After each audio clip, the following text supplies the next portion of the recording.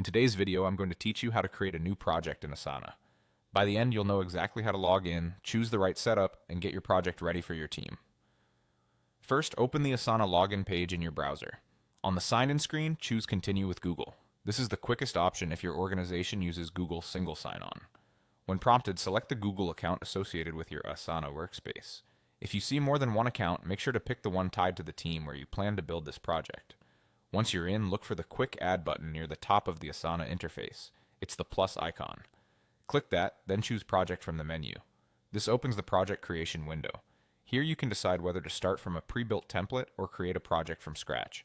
Templates are great because they come with suggested sections, tasks, and fields tailored to common workflows, which saves time and keeps things consistent. For this walkthrough, let's use a template. Browse the available options, select the one that matches your use case, and click Use Template to continue. Now give your project a clear, descriptive name so teammates immediately understand its purpose. A helpful convention is to include the team or client and a time frame, like Website Refresh, Q1.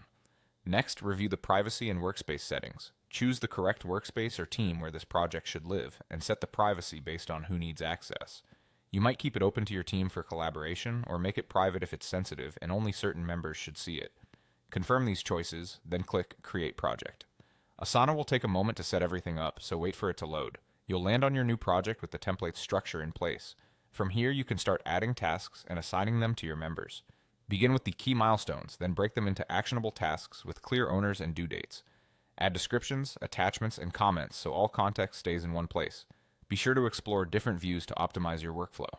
List view is perfect for detail-rich planning. Board view helps you track progress across stages, and calendar view gives you a visual timeline of upcoming work. Switching between views lets you plan, prioritize, and communicate clearly with your team. That's it, you've created a new project in Asana and set it up for success.